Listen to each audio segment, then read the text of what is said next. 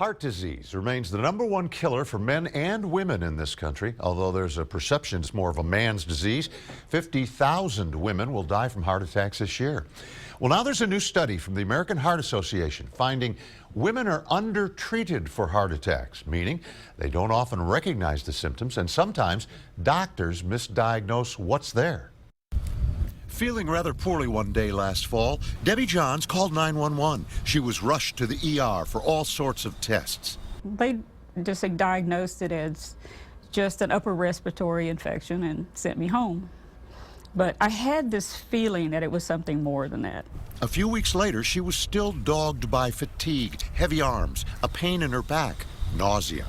In a follow-up visit to her cardiologist, he recognized those symptoms may not seem like a heart attack warning, but they are. Sometimes women can present with isolated throat discomfort or just arm pain, epigastric pain, back pain, fatigue, shortness of breath.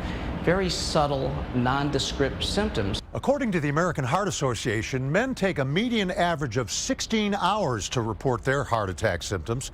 Women take 54. That may be because women can be fooled by those symptoms. Dr. Goswami ordered a catheterized cardiac angiogram, a bit invasive, but very telling. Do I really need it? And he said that, let's go ahead and do it. Let's rule things out. And I really almost didn't do it. But that is what saved my life. Oftentimes, the healthcare provider, the doctor, can misdiagnose. Women are more likely to be misdiagnosed as having heartburn, anxiety, stress, thereby missing the critical diagnosis of heart disease and thereby delaying time to very important treatment. They had found that I had over a 90% blockage in actually a very important artery. So they said, well, it looks like we're going to need to put in a stent. And I said, now? I said, yes. They put in a stent immediately. Her artery opened. She's now as good as new.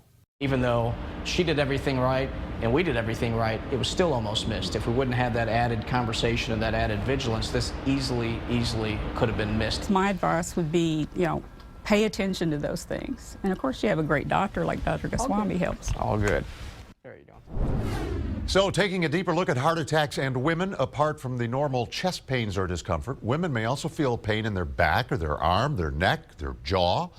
They might just feel weak and have nausea. Men and women share many of the common risk factors, such as smoking and diet, but type 2 diabetes and high blood pressure are more potent heart dangers for women.